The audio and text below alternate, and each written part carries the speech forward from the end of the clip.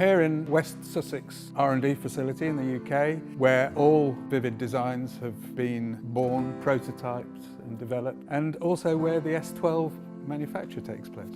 So we started the S12 project after the first three KAYA models. So we started 2 years ago with the K45, the K90, and then the K25. All of those three models floor standing, but we realised it was time that we produced a two-way loudspeaker, which was a shelf mount or a desktop mount, something around about half the volume of the K25, so around about 12 litres.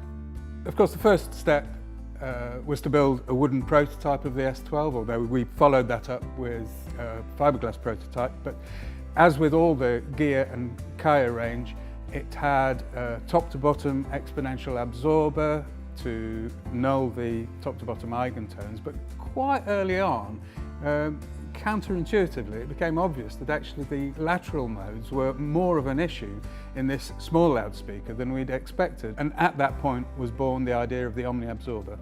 The point of the absorber, I should perhaps remind ourselves, is to remove the problem of internal acoustic resonances in the cabinet. In the simple case of a rectangular cabinet, we have these parallel faces with which we're all very familiar, and the sound bounces around between those parallel faces and causes resonances. Now, the inventive step with the GIYA was to add to one of those faces an exponentially tapered absorber tube. Now, exponentially tapered absorbers are found throughout the Vivid audio range, but for the first time we managed to combine it with a bass reflex enclosure in such a way that the reflex port output was maintained whilst still absorbing the problem resonances. So that acts in one dimension, usually the top to bottom dimension.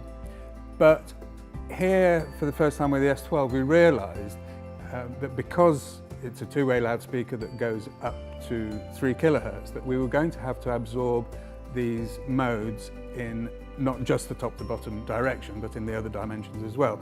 And as a proof of concept, the first step was to create a dodecahedron in which all but 2 of the faces had been replaced with an exponential absorber, still with the required taper rate so that the port output would be maintained, but now the exponential absorbers would be disposed in every direction so that all resonances would be suppressed. The dodecahedral absorber certainly proved that that system would absorb resonances in all dimensions whilst not affecting the Q of the port output, and that's what we need to give us that low frequency extension. That's the point of having bass reflex.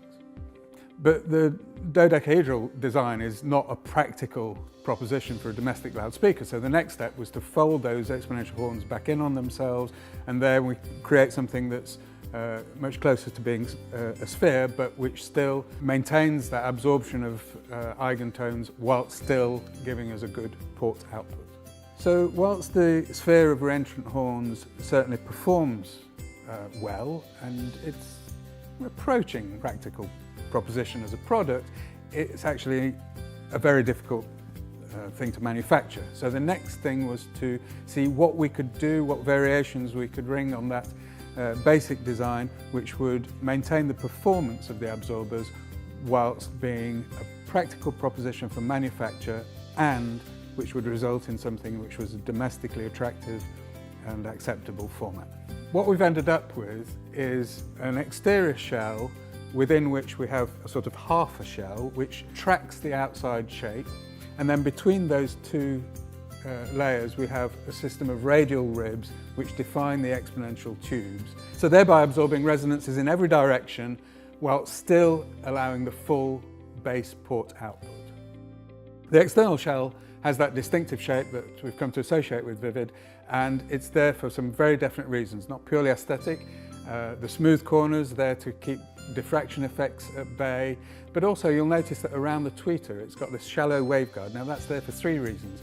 It's there to give us the time alignment by placing the tweeter directly above the acoustic centre of the bass mid. It's there to give us a little bit of horn loading, so we get a few useful decibels of extra output at a roundabout crossover. But most importantly perhaps, what it does is to match the polar response of the tweeter to that of the bass mid, because as you're approaching crossover, that 100mm bass mid cone is beginning to narrow its dispersion pattern.